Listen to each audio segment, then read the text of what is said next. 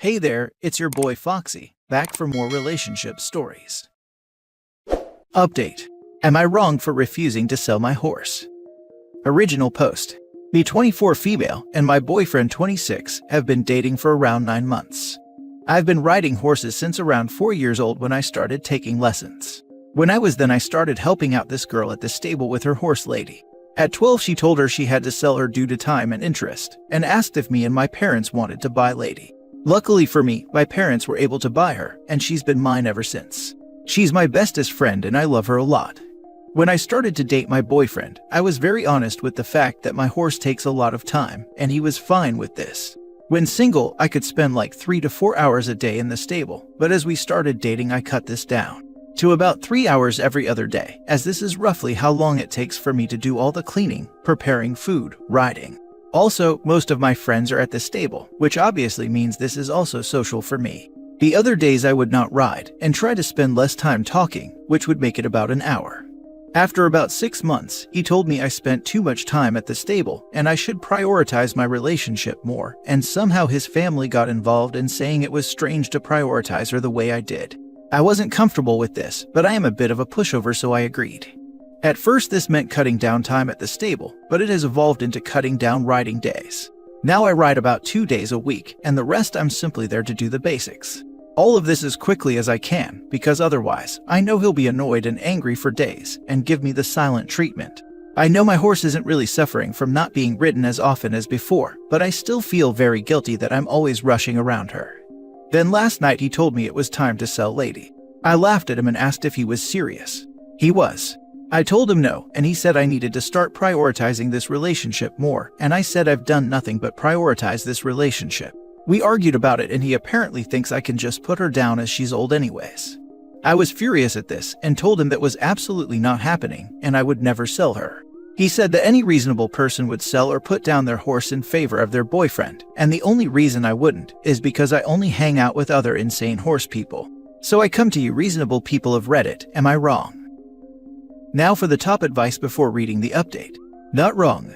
Info, what is he sacrificed or compromised on for the relationship? Dump the loser. Sounds like the horse will support you more than the man. I've had a similar conversation with a mate. I'm happy to speak to your soon-to-be ex too. Pretty early on in the relationship, he decided to take a job in the town I work in. He lives in like 40 minutes away. I didn't ask him to do this, but this is what he brings up when I tell him I've tried to compromise. I took a new job for you, and so you should compromise more. That is manipulation. Run away, don't walk, and make sure you're safe. Holy not the idiot. Your boyfriend sounds controlling AF. You've worked hard to compromise with him, but he keeps moving the line until he eventually gets everything he wants, and you have sacrificed everything important to you. A lot of abusive partners start the cycle by trying to isolate their partner. You have a whole support network at the barn, and he wants you to give all that up in addition to your horse, who is like a member of your family to you. This is super messed up and a huge red flag. I know it really hurts, but be grateful he's shown you who he really is and how he doesn't prioritize or frankly care about your feelings and well-being. I'd run, not walk away from this guy. Don't forget he gives her the silent treatment and will be mad for days when she doesn't comply. Opus, you have a life, friends and hobbies you enjoy, and he doesn't like that. Cut and ride, baby. Not wrong. Not wrong. Slowly escalating demands that you give up your hobbies and things you care about is a classic mistreatment tactic.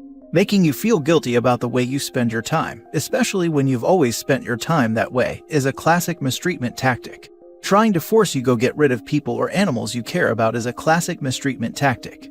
I'm starting to sound like a broken record here, but best you get out while that's the only thing broken. These tactics are meant to break your spirit, your will, your confidence, and your self-worth. Those are all far too valuable to allow him to break them. Plus, most of her friends are at the stable. She's already cut down her socialization time with her other friends in order to spend more time with him, and now he wants to get rid of any reason for her to go to the stable at all. That's classic isolation. Not wrong, keep your horse. Your friends probably miss riding with you. Time for your boyfriend to compromise or get out. She should really get out. Especially since he then called her friends insane horse people. That's just disrespectful and definitely trying to isolate. Edit. So I never expected this to get as much attention as it did. I'm very overwhelmed and thankful for all your kind comments and messages. I am currently sitting with Lady in her stable, crying my eyes out because this has been such a wake-up call for me. My boyfriend left to visit his family and friends in his old town earlier today before I posted, so for everyone worried, all is well for now and I will handle this as soon as possible. First, I need to go home and sleep. Thank you all for being wonderful. Now for the first update. First of all, I want to say thank you to everyone who commented and sent me messages. I never thought my post would get as much attention as it did. It was very overwhelming. But again, thank you for your kindness and support. Also, thank you to the people who sent pictures of their horses. All of them are very cute. Anyway, you guys were right. I don't know why I didn't see it myself, but this behavior of isolating me has been going on for a while. He would say it was strange how much time I spent with my family, that adults didn't spend that much time with their family. When I pointed out he also spent a lot of time with his family, I was imagining and exaggerating things. There was so much going on, and for some reason I didn't realize it. He would make me feel guilty all the time, for the smallest things. Me and boyfriend didn't live together officially, because I thought it was too early. But since he had taken a job in the town where I live for me, he convinced me that him staying here during the weeks was a good idea. I feel incredibly stupid for not standing up for myself. I am a bit of a pushover, and I guess he realized that if he made me feel guilty, I would eventually give in. And I did. Just so many instances of him pushing my boundaries. Now the update, I called my brother on Saturday morning, and he came and helped me pack up everything my boyfriend left in my apartment. Then I texted my boyfriend to break up with him. Maybe I should have done it in person, but honestly, I don't want to see him again. He called a bunch before I answered. He was confused. At first, he tried to ask me what was wrong, what had happened. He got angry when I told him, saying he can't believe I was breaking up with him over a minor disagreement, and when I said him wanting me to off my horse isn't a minor disagreement, he said I must be misremembering. I eventually hung up, texted him that his things were packed, and free to pick up on the first floor of my building anytime. Then I blocked him. Haven't heard from him since. I was able to change my locks yesterday Monday, thankfully. Through mutual friends, I got in touch with his ex-girlfriend and we chatted on Instagram. I don't really want to say everything that she told me as it's not my story to tell, but I will say I'm very happy I got out right now this early. Since Friday when I posted, I've spent pretty much all day every day with Lady, my friends and family. I haven't been this happy in months, can't believe it took Reddit to get me here lol. For all those worried about Lady's safety, I too am a little worried, but it's eased by the fact that he never went to the stable with me, so I'm pretty sure he doesn't know where it is. And B, while I live in a country with a lot stricter gun laws than the US, the old man who owns the stable is a hunter and has assured me, with a lil wink, he will keep an eye out for any strangers lurking around. So that's all. I am safe and so is Lady. Both of us are a lot happier than we were 4 days ago, and a lot of it is thanks to all of you. So again, thanks so much for all the kindness. I'm so glad to read this. Make sure you remember this experience for next relationship too, as people have a tendency to miss the red flag behaviors, and also pick the same types of people over and over again. Be safe. I definitely will. Thank you. Just wanted to reply and say you definitely made the right decision. My ex of 7 years was pushing me to put my healthy but unrideable 11-year-old thoroughbred down for over a year before he broke up with me. I was even stupidly considering it. I wish I'd seen the signs of how unhealthy and controlling that relationship and his family had become. I was severely depressed for months before the breakup and never even saw why or saw it coming. I'm in an infinitely better relationship now with a man who pushes me to be at the barn more and give the best life to my horses, and my now 13-year-old thoroughbred is healthier and happier than he's ever been too. Best of luck and love to you and Lady. Oh, I'm so happy to hear you're in a better situation now. Hopefully a future boyfriend will be supportive. Thank you for your comment. Yay. Girl, I'm so proud of you for being strong and having such a great family. As someone in a relationship with an abuse survivor in a similar isolating pattern, I'm so happy you got out now, because it only gets worse from there. And it says so much your brother was so ride or die. Even after isolating from him, he came and helped you right away. Sadly, my horse passed away many years ago, but I still dream about him. Lady is so important, and so much more than just a pet. She's a hobby and a passion too, and you deserve someone who sees and understands that. To many more years together. Second update. I posted on Reddit almost a year ago seeking help and advice on a bizarre situation that happened in my relationship. At the time I was in a somewhat harmful relationship, or at least the beginning of it. I read my post back a while ago and realized how much I sugar-coated things at the time. Part of me was still in denial, I think. I didn't describe any of the aggressive outburst. The yelling, throwing things, pushing, grabbing. He never hit me, it never got that far, but in hindsight, I think that's where things were heading. Still, people on here saw red flags and told me to get away. I guess thousands of people telling you something is very effective, and I broke up with him that day. I never told my family that Reddit was the reasons I left that day. I still feel bad that their concerns and warnings weren't enough to make me leave before it was too late, but random internet strangers were. I've only told my therapist. Sorry that you're not getting more credit in real life, folks. This week, I found out that my ex-boyfriend has been arrested for unliving his girlfriend. News travels fast between small towns.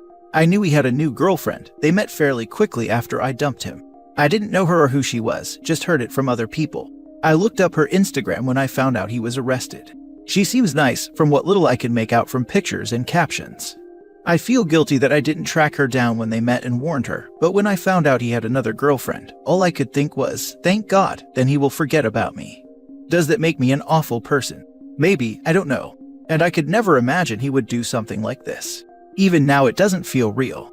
Yes, he had anger management issues, but murder. It's just difficult to comprehend. I'm rambling, sorry. It's been a crazy few days, but I feel really grateful to the people on here. Because that could have been me if I had stayed with him, if people hadn't shaken me awake. So thank you, Reddit people. Also, screw you, Adam. Hope you rot in hell. I remember you, and I'm so glad you got out when you did, before things got worse. Remember not to let survivor's guilt get to you. What he did is on him. OMG, I was one of those strangers telling you to get out. I remember your update and being happy that you got out, and your horse was okay and protected by your friend in case he tried something. If you had tried to warn her, it would have gone one of several ways. 1. She believed you and got out. Then he would be angry at you and redirect his anger back at you. 2. She didn't believe you, and he would have painted you as the jealous ex trying to get back with him. And she would have had the same unfortunate fate. As the top comment said, do not let survivor's guilt affect you. There wasn't anything you could have done. I remember that post. Anyone who suggests ending a beloved pet for their convenience is someone I would run, not walk away from. I'm glad OP is safe, and she and Lady escaped this man. Yeah, and she said he never even went to the stable. Like, this horse is obviously a very important part of her life, and he's never even bothered to meet her. I feel like that's a red flag even before it got to the part of the boyfriend wanting to off the pet. Last story. My brother unknowingly saved my life 10 years ago. Today I finally told him. Me and my little brother always had a very strong bond. We never actually argued or been mean to each other. We always covered each other's back and overall been very affectionate towards each other. We come from complicated background, with chaotic family relationships and performance-oriented parents. I moved out as soon as possible, now happily married to an awesome man, far away from my previous home. My little brother is struggling under pressure my parents are putting on him, forcing him to be a man, having good grades and excel in sports, and even though he is now legally adult, he's still living with them. He is facing great opportunities, being chosen for next national football team, but is exhausted both mentally and physically, and overall under a lot of pressure, especially from the side of our father. For last year, he is constantly stressed and has severe insomnia. We are in contact almost every day, and I am trying to help him, offered him to move with us multiple times, but he is too afraid of our father to do it. Today I could not sleep because my husband is snoring heavily during this time of a year, so I was just browsing internet when my brother messaged me asking for help. He said that I am the only person he can talk about it, and that he is thinking of some bad things and does not know what to do. He was in very bad state of mind, basically falling apart. I immediately told him to come see us and stay for a while and said that we can resolve it together. I was so afraid, but also very happy he reached to me and asked for help. He is gentle giant type of guy, being forced to ignore his own needs to perform good enough in the eyes of our parents, with no tolerance for mental health issues. He had several injuries related to sport, some quite severe, problems in school. There is a possibility he would need to repeat whole year and will not be able to make it to final exams. We have been talking for whole night. He said I am his most beloved person and thanked me for being with him. I told him that it is nothing to thank for because he is my little cupcake and I love him no matter what. And then I told him what happened 10 years ago. I was 16 and he was 9. I was not well, battling with undiagnosed mental illness, bullying, and eating disorder. I felt alone, with no support and basically in the same situation as him, but not as strong as him to ask for help. One evening after argument with my father, I decided to end things. I went to my room, sat next to my bed and prepared myself for the next step. Then I heard my brother knocking on door. He asked if I want to play our Pokemon game. We basically pretended to be Pokemon trainers, catching imaginary Pokemons and having fun. I sat there in silence for a while with a razor in my hand. Then he asked again. I put razor back and unlocked the door. I was crying and he was confused because I was smiling the same time. He told me that he will let me choose my Pokemon first to cheer me up. I hugged him and cried like an idiot, then we played together. Today I told him that he saved my life, even though he did not know about it back then. And we both cried. After this, we agreed on getting him immediate medical and psychological help, not telling anyone except my husband, who is incredibly kind and supportive. Then we will arrange things so he can stay with us for a while. Sorry for being sentimental, I just needed to tell anyone that there is no weakness in asking for help. It is very brave. I think that sometimes one just needs to play Pokemon games. It can change so many things. My brother did the same for me when we were 15 and 8. I was in the bathroom about to do the unthinkable, and he knocked on the door. He asked, "Can you make us some meatball soup when you're done?" And it hit me in that second, if I am not around, nobody will take care of him. The most important person in my life would have nobody on his side. Our parents were in art useless, and he can't fend for himself. I got his name tattooed on my arm last Friday, so that whenever I'm feeling like I need to end things, I have the reminder of why I live. Despite him being 17 now and is close to adulthood, we still need each other.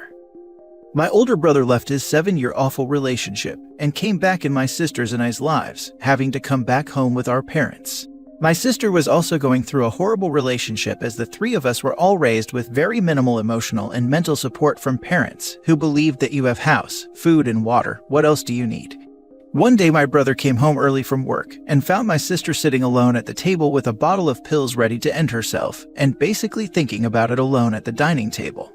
My brother found her before she did it, and she just sobbed in his arms, and that became the catalyst to leaving her crappy ex. My brother, sister, and I have matching triquetra tattoos as a result of that happening, because if it weren't for my brother, we wouldn't have each other, and it was the best way to ensure that no matter what happens with our lives, we'll still be thinking about each other and ready to help when needed, especially for my sister, who I love dearly, and would have absolutely lost my mind if I lost her to some loser ex.